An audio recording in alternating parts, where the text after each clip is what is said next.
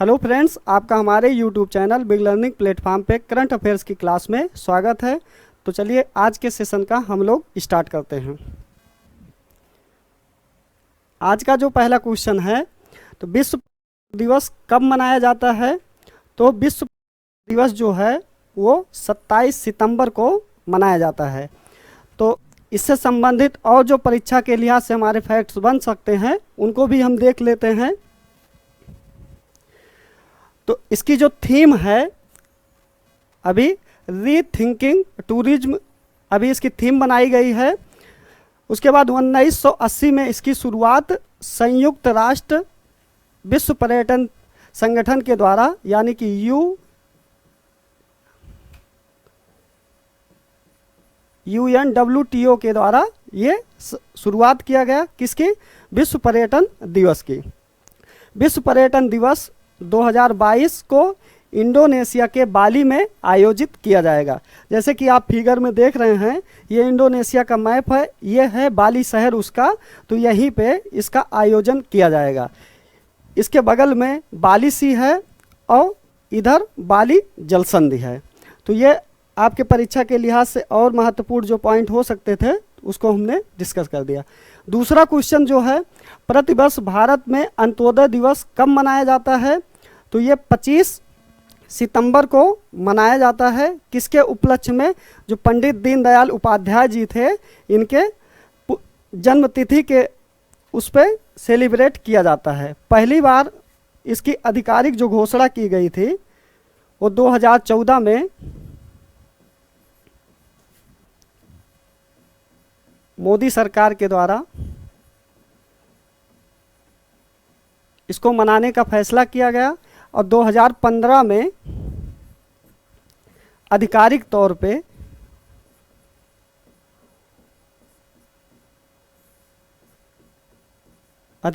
पर रेगुलर इसको मनाने के लिए प्रोत्साहित किया गया। तब से लेकर अभी तक 25 सितंबर का जो दिन है वो इसी के तहत मनाया जा रहा है, पंडित दीनदयाल उपाध्याय जी के उपलक्ष्य में। कौन सा? अंत्योदय दिवस के रूप में, जिसमें गरीबों के उत्थान के बारे में सोचा जाता है। नेक्स्ट क्वेश्चन क्या है? तो इससे संबंधित जो हमारे परीक्षा में और प्रमुख दिवस हैं उनको भी हम देख लेते हैं। तो 2 सितंबर को विश्व नारियल दिवस मनाया जाता है और 3 सितंबर को नेशनल स्काई स्कैपर डे और अंतर्राष्ट्रीय गिद्ध जागरूकता दिवस के रूप में मनाते हैं। और 5 सितंबर को अंतर्राष्ट्रीय चैरिटी दिवस और 7 सितंबर को ब्राज़ील स्वतंत्रता दिवस और नीले आसमान के लिए अंतर्राष्ट्रीय स्वच्छ वायु दिवस भी 7 सितंबर को मनाते हैं। तो 8 सितंबर को विश्व भौतिक चिकित्सा दिवस और विश्व फिजियोथेरेपी दिवस और उसके बाद अंतर्राष्ट्रीय साक्षरता दिवस, ये 8 सितंबर को मनाए जाते हैं। और 9 सितंबर को हिमालय दिवस और विश्व यूवी दिवस के उपलक्ष्य में मनाया जाता है। उसके बाद 10 सितंबर को विश्व आत्महत्या दिवस और विश्व प्राथमिक चिकित्सा दिवस के रूप में सेलिब्रेट करते हैं 10 सितंबर को। उसके बाद 11 सितंबर को पैट्रियट डे और विनोबा भावे जयंती और राष्ट्रीय वन शहीद दिवस और 14 सितंबर को आपके हिंदी दिवस के रूप में और 15 सितंबर को अंतर्राष्ट्रीय लोकतंत्र और अभियंता दिवस यानी कि इंजीनियरिंग डे और विश्व लिम्फोमा जागरूकता दिवस के रूप में मनाते हैं। 16 सितंबर को विश्व ओजोन दिवस के रूप में मनाते हैं और 17 सितंबर को विश्व रोगी दिवस अंतर्राष्ट्रीय लाल पांडा दिवस के रूप में मनाते हैं। 18 सितंबर को विश्व बांस दिवस और अंतर्राष्ट्रीय सामान वेतन दिवस के रूप में मनाते हैं। 21 सितंबर को अंतर्राष्ट्रीय शांति दिवस के रूप में मनाते हैं और 22 सितंबर को विश्व राइनो दिवस और 27 सितंबर, जिसके बारे में चर्चा की है हम, विश्व पर्यटन दिवस मनाया जाता है। ये आपके सितंबर माह में जो महत्वपूर्ण डे थे या दिवस थे उनको हमने चर्चा किया और ये आपके परीक्षा के लिहाज से बहुत महत्वपूर्ण हैं। नेक्स्ट क्वेश्चन, तो चर्चा में रहा ऑपरेशन मेघ चक्र किससे संबंधित है? तो ऑपरेशन मेघ जो है ये बाल यौन शोषण से संबंधित है। इसको किसके द्वारा चलाया गया? तो CBI के द्वारा इसको चलाया गया। देश के भारत देश में 21 राज्यों में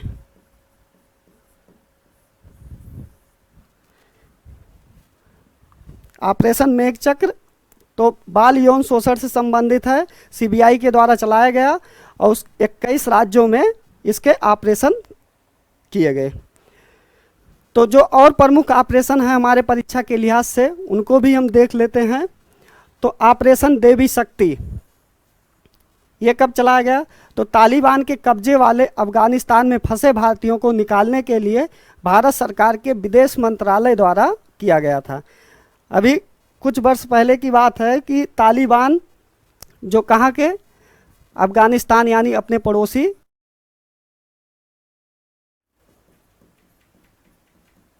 वहाँ पे वो लोग कब्जा कर रहे थे। तो वहाँ जैसे किसी देश में भारतीय भी थे वहाँ पे अफगानिस्तान में, तो उन्हीं को निकालने के लिए जो ऑपरेशन चलाया गया था उसे ऑपरेशन देवी शक्ति के नाम से जानते हैं। तो ऑपरेशन सर्द हवा क्या है? तो सीमा सुरक्षा बल द्वारा राजस्थान के पश्चिमी अंतर्राष्ट्रीय सीमा पर घने कुहासे में घुसपैठ की घटनाओं को रोकने के लिए ऑपरेशन सर्द हवा को स्टार्ट किया गया था। ऑपरेशन ग्रीन क्या है? तो केंद्र द्वारा टमाटर, प्याज, आलू के अतिरिक्त जल्द नष्ट होने वाले 22 और कृषि उत्पादों को शामिल करने हेतु ऑपरेशन ग्रीन लॉन्च किया गया। ऑपरेशन देवी शक्ति, उसके बाद देश का दूसरा नैनो खाद प्लांट कहाँ स्थापित किया गया? तो ये आपके प्रयागराज उत्तर प्रदेश में चालू किया गया। ये दूसरा है और इसका जो पहला प्लांट है वो आपके करलोर गुजरात में स्टार्ट किया गया। ये पहला प्लांट है। उत्तर प्रदेश राज्य से हमारे परीक्षा के लिहाज से और कौन से महत्वपूर्ण पॉइंट बन सकते हैं तो उनको भी हम एक नज़र में देख लेते हैं। उत्तर प्रदेश के बारे में तो स्कूल चलो अभियान जो है वो यूपी राज्य सरकार के द्वारा चलाया गया। उसके बाद एक जिला एक उत्पाद योजना जो है वो भी यूपी राज्य द्वारा चलाया गया। और उत्तर प्रदेश के वाराणसी शहर को एससीओ यानी संघाई सहयोग संगठन जो है वो पर्यटन और सांस्कृतिक राजधानी घोषित करने के लिए किया गया है। कौन से शहर को? यूपी के बनारसी शहर को। फास्ट ट्रैक न्यायालयों में लंबित मुकदमों में उत्तर प्रदेश जो है वो शीर्ष पर रहा है। भारत का पहला नाइट सफारी और जैव विविधता पार्क कहाँ पे बनाया जा रहा है? आपके लखनऊ शहर में बनाया जा रहा है। उत्तर प्रदेश सरकार ने अवैध शराब और नशीली दवाओं के व्यापार के लिए एंटी नारकोटिक्स फोर्स का गठन किया है। कौन सी सरकार ने? यूपी सरकार ने। यह भी आपके परीक्षा के लिहाज से महत्वपूर्ण पॉइंट है। भारत का पहला अमृत महोत्सव रामपुर यूपी में मनाया गया। रामपुर डिस्ट्रिक्ट यूपी में। उत्तर प्रदेश पेपरलेस बजट पेश करने वाला भारत का पहला राज्य बना है यूपी। देश का पहला चमड़ा पार्क कहाँ पे अवस्थित किया जाएगा? आपके कानपुर उत्तर प्रदेश में अवस्थित किया जाएगा। ये उत्तर प्रदेश से जुड़ी जो आपके परीक्षा के लिहाज से और महत्वपूर्ण पॉइंट हो सकते थे उसको भी हमने डिस्कस कर दिया। फिर नेक्स्ट क्वेश्चन पे देखते हैं। तो 25 सितंबर 2022 को किस राज्य में बथुकम्मा उत्सव को शुरुआत की गई है? तो ये आपके तेलंगाना राज्य में शुरू किया गया है। इसमें जो है फूलों की पूजा किया जाता है। इस त्यौहार को हम फूलों का त्यौहार के नाम से जानते हैं। इसमें जो है मातृ देवी की उपासना की जाती है, उनको बुलाने का कार्य किया जाता है और ये महिलाओं के द्वारा ही किया जाता है। एक आप झलक देख पा रहे होंगे इन तस्वीरों के माध्यम से। तेलंगाना राज्य से और हमारे परीक्षा में कौन से महत्वपूर्ण जो करंट के सवाल बन सकते हैं तो उनको भी हम देख लेते हैं। तो आकाश से दवा परियोजना जो है वो किसके द्वारा शुरू की गई है? वो तेलंगाना राज्य के द्वारा शुरू किया गया है। इस परियोजना के माध्यम से प्राथमिक स्वास्थ्य केंद्रों पर ड्रोन के माध्यम से दवा उपलब्ध कराने हेतु इस परियोजना का शुभ आरंभ किया गया है। रायतू बंधु योजना जो है वो खरीफ एवं रबी फसल के लिए किसानों के प्रति एकड़ 8,000 रुपये प्रदान करने के लिए किया गया है। कौन सी योजना का? रायतू बंधु योजना, जो कहाँ से शुरू किया गया है? तेलंगाना राज्य से आपके। फिर नोट, जो भारत का सबसे बड़ा तैरता हुआ सौर ऊर्जा संयंत्र स्थापित किया गया है वो कहाँ किया गया है? वो भी आपके तेलंगाना राज्य में किया गया है। भारत का पहला ओपन रॉक संग्रहालय ये कहाँ पे अवस्थित है? तो ये भी तेलंगाना राज्य में अवस्थित है। जो वहाँ पे महत्वपूर्ण मेला या महोत्सव हैं उसको भी हम देख लेते हैं। तो मेदाराम जतारा महोत्सव जो 2022 है वो भी आपके तेलंगाना राज्य में। बोनालू उत्सव 2022 का जो मनाया गया वो भी तेलंगाना में। बोनालू में माँ देवी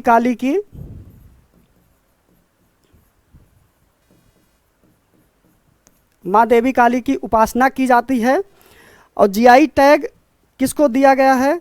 तौलिया और रुमाल को तेलंगाना राज्य में जीआई टैग प्रदान किया गया है। अलीदाबाद ड्रोका जो है, जिसे घंटी धातु शिल्प कहते हैं, उसको भी जीआई टैग दिया गया है तेलंगाना राज्य में। यह तेलंगाना राज्य से संबंधित जो हमारे परीक्षा के लिहाज से और भी पॉइंट हो सकते हैं उसको भी हमने डिस्कस कर दिया आपके साथ। फिर 25 सितंबर 2022 को किसने क्रिकेट का दिलीप ट्रॉफी 2021-22 का खिताब जीता है? तो ये आपके पश्चिमी क्षेत्र की जो टीम है उसके द्वारा ये खिताब जीता गया है। तो क्रिकेट से संबंधित और हमारे परीक्षा के लिहाज से कौन से क्वेश्चन बन सकते हैं तो उसको भी हम देख लेते हैं। तो राष्ट्रमंडल जो खेल बर्मिंघम में 2022 में अभी खेला गया है, जिसमें महिला क्रिकेट टीम को यानी महिला क्रिकेट में पहली बार इसको शामिल किया गया है बर्मिंघम खेल में। और विजेता कौन रही है? तो ऑस्ट्रेलिया टीम रही है जिसको स्वर्ण पदक मिला। और उप विजेता अपना भारत रहा है जिसको सिल्वर पदक मिला है। उसके बाद अभी हाल फिलहाल में एशिया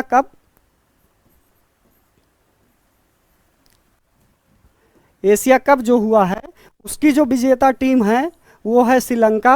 उप विजेता टीम पाकिस्तान। जो संस्करण था ये चौथा संस्करण था, 15वां संस्करण था जो यूएई में खेला गया। और 16वां कहाँ होगा? पाकिस्तान में होगा। इससे जो पिछला वाला हुआ था वो भी यूएई में ही संपन्न हुआ था। सर्वाधिक एशिया कप किसने जीता है? तो सर्वाधिक 7 बार भारत ने जीता है। जो 2018 का इससे पिछला वाला हुआ था वो भारत देश के द्वारा ही जीता गया था। श्रीलंका अभी तक 6 बार, यानी इससे पहले 5 बार, और 2022 का जो अभी लेटेस्ट हुआ है उसको मिला के कुल 6 बार तक अभी जीत चुका है श्रीलंका। नेक्स्ट क्वेश्चन देखते हैं। और इसमें क्या है कि अंडर 19 एशिया कप जो 2021 हुआ था उसकी जो विजेता टीम है वो भारत है। 8वीं बार अब की बार जीता। और उप विजेता कौन है? तो श्रीलंका थी उप विजेता। और आईसीसी अंडर 19 जो वर्ल्ड कप है 2022 का वो किसने जीता? तो इसका जो खिताब है वो भारत ने जीता। और उप विजेता कौन रही? इंग्लैंड रही। भारत 5वीं बार जीता है इस कप को, आईसीसी अंडर 19 वर्ल्ड कप 2022 को मिला के। हाल ही में किसे इंडियन न्यूज़पेपर सोसाइटी यानी आईएनएस का अध्यक्ष चुना गया है? तो ये आपके के राजा प्रसाद रेड्डी जी को चुना गया है। किसका? आईएनएस का अध्यक्ष। और महत्वपूर्ण जो नियुक्तियां हैं जो हमारे परीक्षा के लिहाज से महत्वपूर्ण हो सकती हैं उनको भी हम देख लेते हैं। तो राष्ट्रीय सुशासन केंद्र के नए महानिर्देशक के रूप में भारत लाल को नामित किया गया है। उसके बाद भूतपूर्व सैनिक कल्याण विभाग के जो सचिव हैं वो विजय कुमार को बनाया गया है। Society of India automobile manufacture, जिसे सियाम के नाम से भी जानते हैं, तो इसके अध्यक्ष जो हैं वो विनोद अग्रवाल जी को चुना गया है। LIC इंडिया लिमिटेड के CMD जो बने हैं प्रसन्ना कुमार मोट्टू पल्ली जी को बनाया गया है। दूसरी बार भारत के अटॉर्नी जनरल जो बने हैं मुकुल रोहतगी जी को बनाया गया है। और वरिष्ठ राजनयिक प्रकाश चंद इरिटिया में भारत के राजदूतवास नियुक्त किए गए हैं। फिर जॉर्जिया में मेलोनी किस देश की पहली महिला प्रधानमंत्री बनेंगी? तो ये आपके इटली जो देश है वहाँ की पहली महिला प्रधानमंत्री बनेगी। और लिज ट्रस्ट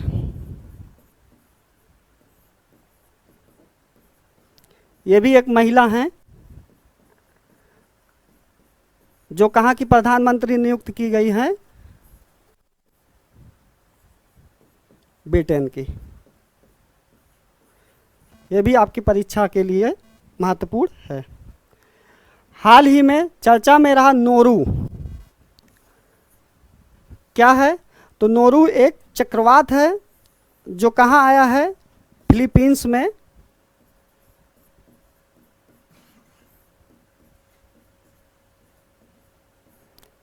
फिलीपींस देश में आया है।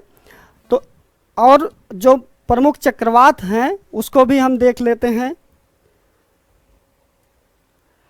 तो फिलीपींस में आए अभी हाल फिलहाल में जो चक्रवात हैं, राय चक्रवात और बमाको चक्रवात और गोनी चक्रवात, ये भी आया था। जब राय चक्रवात पिछले साल 2021 में आया था तो इसमें काफ़ी नुकसान हुआ, लगभग 400 लोगों की मौत हुई वहाँ पे।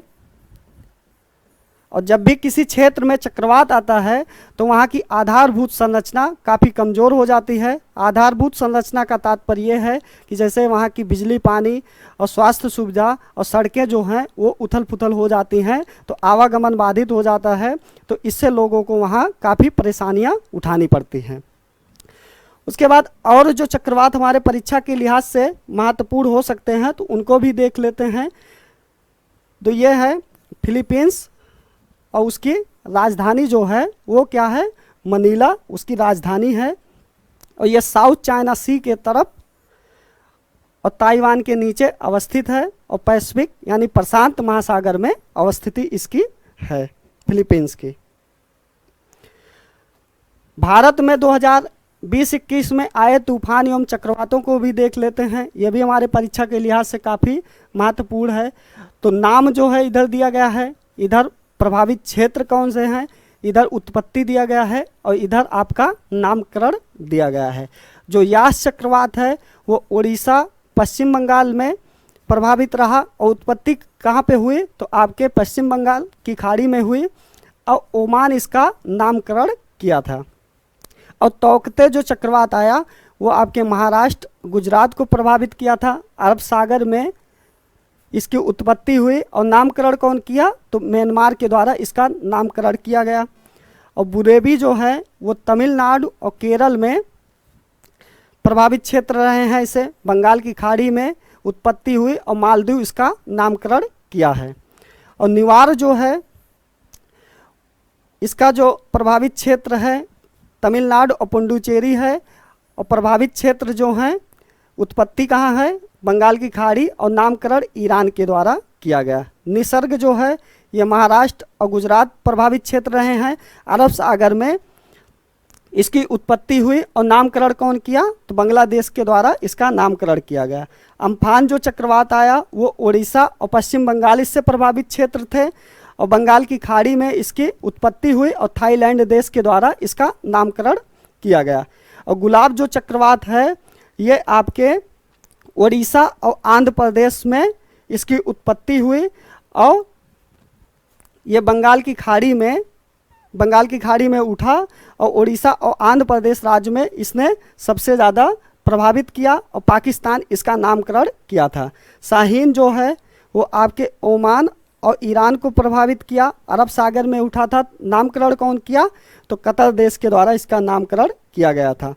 जो जवाद चक्रवात आया था वो ओडिशा सबसे ज़्यादा प्रभावित क्षेत्र था और उसके बाद फिर बंगाल की खाड़ी में इसकी उत्पत्ति हुई और सऊदी अरब देश के द्वारा इसका नामकरण किया गया था। ये आपके परीक्षा के लिहाज से जो भी तूफान और चक्रवात हो सकते थे संभव, उसको हमने करा दिया। ये आपकी परीक्षा के लिहाज से बहुत महत्वपूर्ण है।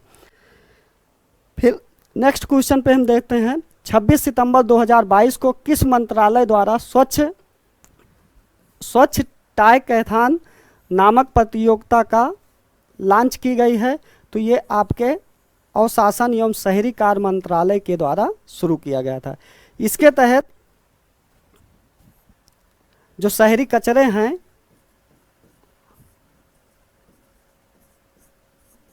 उनको इकट्ठा करके फिर से उनका पुनर्निर्माण करके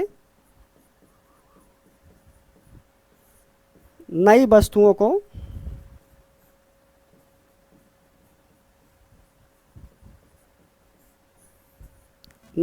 को बनाने पर इसका विशेष बल दिया जाएगा। हाल ही में किस भारतीय लेखिका को हरमन केस्टन पुरस्कार 2022 दिए जाने की घोषणा की गई है?